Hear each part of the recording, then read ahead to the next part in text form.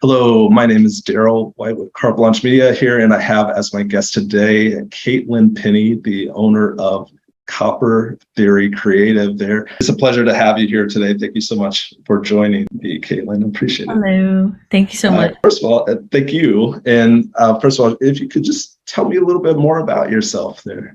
Sure. Business and personal? Sure. Well, whatever you like to share, probably more business there than personal. Gotcha. No worries. So I am the owner and founder of Copper Theory Creative. We are now a full service branding and design agency based in the Chandler area. I started the business back in 2016, so I've just hit the 6-year mark. I started as a one-man show. I was doing branding and offering graphic design services as well as print to some of the clients that I had just met along the way or via networking, had been introduced by a boss or two here and there. And at one point I had a mentor that was pretty much saying, hey, you're doing all this freelance, you might as well put an LLC on it, make it official, protect yourself. So I did that. It's always what I wanted to do anyways. I'm one of those odd ducks that have known what they wanted to do since I was a junior in high school. So I had already known that I wanted to be a graphic designer at that point. But now I'm happy to say that we have 3 partners. So we offer more services as well as a couple designers to help. So it's been really fun developing that and learning within the business, not within the business, but no one starts a business because they have a business degree. They start the business because they have a why of some sort, and that's pretty much how we've shaped our business. Our tagline is "Go change the world in your own way," and what that basically means. Sorry, my dog is drinking water right now. Every time, 5 minutes into Zoom, every time. Basically, what that means for us is we have to know that 1, you're making a difference in the world and you believe it, and 2, you do have a why. So I don't want to hear that your business plan is to make money. I want to hear why you're actually here. We base all of our messaging around that, no BS. We're very to the point, clear messaging, and we hope that you can be as well within your brand, because that's the best way to create revenue and talk to the people that you actually want to talk to. So I invite you to ask yourself, how have you changed the world today? Awesome. Thank you. So you kind of already jumped into my next question, like how'd you get started building your own agency? You already answered that. So thank you so much for that. What has been, though, your biggest challenge that you've had since you got started? Well, I touched on it a little bit before, but like I said, I didn't go to school for business. I have a BFA in graphic design and fine arts, so that's what I know how to do. So actually figuring out all of the insider business things, just accounting, invoicing, the day-to-day admin and organization of the business, that was a hard reality check when I started adding partners, because everything was in my head and nothing was on paper. So organizing all that has been fun in the past couple of years, but also just figuring out how to expand, because we have expanded very quickly, and handling that as far as capacity and timing and, all of the classic business owner trifles. It's been a good time, but it's one of those things where I'm surprised at how quickly it happened. Gotcha. So what's been the biggest success that you've had thus far? Well, I've made it past the 5-year mark that most entrepreneurs don't. And that was just in July. So July was 6 years. Thank you. Yeah. I think the biggest challenge is, well, I'll go ahead and say it, me being a perfectionist. Graphic designer, artist, there's a lot that plays into that. And I always grew up drawing and being involved in the art community, so it's always been a big part of my life. But being an artist, exactly that, perfectionism at its best. I had to touch everything, and you got to just learn how to delegate, let some things go. And that's actually how you build your own brand within the company, because the more authentic and genuine you are and setting boundaries, it makes you more successful and helps you talk to the audience and people that you want to have as clients. Well, now I've got like another question that just popped up that popped into my mind, and you can disregard it if you want to, but like, what is kind of just bad design that you've seen, or just stuff that just kind of stands out as like, I would never do that in my creative there? Is there anything that kind of jumps out at you? Well, I mean, I can go and give you an example of current trends that I don't like, but also I can say that, to preface that, you have to stay updated As a designer, you have to stay with the trends and pay attention to what is working currently in today's world. Because if you don't, I mean, I hate to say it, but you're irrelevant. You've got to keep up with it. And so when designers fall behind, and and sadly, it sometimes happens with older designers. They've been in the industry for a very long time. It's been 30 years. They know what they're talking about, but the design reflects how old they are. And so they're not exactly paying attention to what's going on now because they're used to doing it a certain way. But again, I think that goes for everyone in business or every type of employee and or business owner. You got to be able to grow. And if you're not, you stay in one place. As far as trends that I don't like now, I hate drop shadows. Please stop putting drop shadows on things. Okay, all right, no drop shadows. It doesn't go for everything, but a lot of, no need for drop shadows on buttons on a website. No need for drop shadows on photos anymore. But then again, where do you live again? I'm in Phoenix. Okay. Phoenix, Yeah, I'm in Chandler. So you're familiar with Fry's? Yeah, for sure. Mm-hmm. You know their new branding and their new commercials and or the signage that say on the grocery cart check-in with the people with like the circly heads and the very I almost get like Sesame Street vibes, not because it looks like a Muppet, just very, very old school shapes and like Ernie and the other guy, whatever his name is, Ed.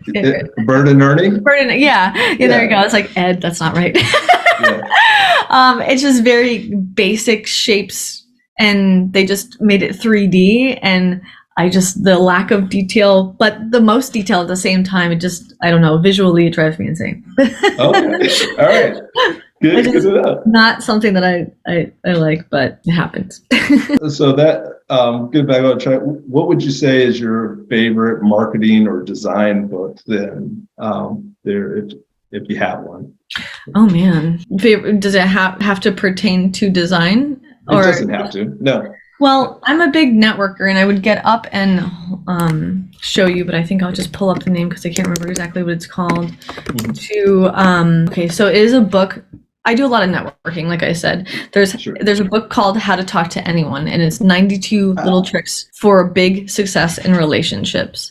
And it's by Leal Lowndes. And it doesn't have anything to do with design, but it does have everything to do with psychology and networking as a person, just reading the cues in the room, how to have an it factor to yourself when you walk in a room, how to make people gravitate towards you. So fun fact, if you're at a happy hour at a bar in a designated area, you sit at the bar instead at the entrance, but not so much in everyone's way, and everyone else is standing, people are more likely to come sit next to you and be interested as to why you're the one sitting down. Just little things like that, and gestures like holding eye contact with people and things like that. It's just super interesting because then you start to see other people doing it. Like my favorite one so far, I think, is when you look at someone in person and you go to shake their hand, don't smile yet, but then shake their hand, look up at them, and then smile. It is your smile for them.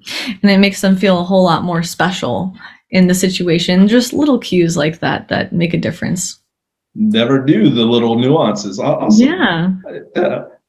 Another question. What would you say is your favorite podcast there right now, or do you have one? If you have one. Gosh. Well, as far as business goes, my favorite podcast for that is I have a business coach. Her name is Erin Marcus. So it's called Ready Yet with Erin Marcus.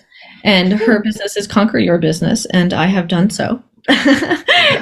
And it is just little 30-minute increments of time. She interviews everyone. It's not making sales, it's not selling people on a podcast. It is just asking them, what kind of person did you have to become to make your business successful? And having a mock interview, just I'm kind of like what we're doing too. And is there, going along the same lines, is there kind of a YouTube channel there that's on the business side that you watch or pay attention to, or any other kind of video social media? Yeah, so I actually have a friend in the East Valley. His name is Cameron Davis. He owns Power Design, and they actually have PWR is how you spell power.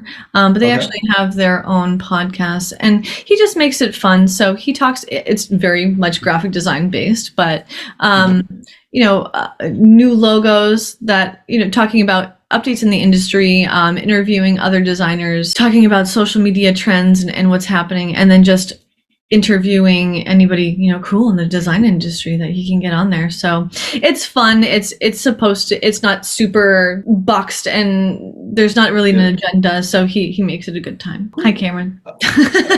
Hey, Cameron. I will have to check that out. What's been probably one of the most helpful resource or tool that you've used for your business in the past year? Do you have any? Well, I just invested in a CRM system. I know, sounds super boring. CRM. Yes. There's so many. Right. And it's called Cultivating Sales, and it does everything. Have you heard of it? No, I have not heard of it. No, really? No, I was I was trying to write it down right now. Yeah. Yes. Cultivating Sales. Go ahead. And let's see, I guess I can pull up some stuff for you right now. But basically it's everything in one. So their shtick is to stop using the ditch the duct tape and get it all together and get everything in one place. And so basically what that means is there's so many features. They've got page builders for landing pages. Everything is automated. They've got text and email systems, links to, all of your social media is synced. Your mail newsletter is synced. Your email could be synced, appointments, calendar, creating pipelines, talking to people, obviously the list of clients, and then they have a great tagging system. And I know that also sounds super boring, but you can tag the people that you've talked to. So say, like we met last time on Zoom, I tagged you as a potential power partner. So we have about 5 different ones, and then based on the outcome, we create funnels. That way we have a little leads at the top, and it shows the dollar amount in red that we haven't captured yet.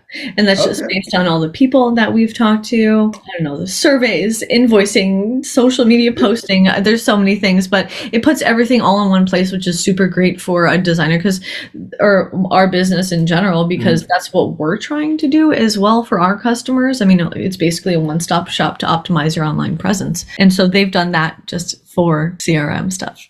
Nice.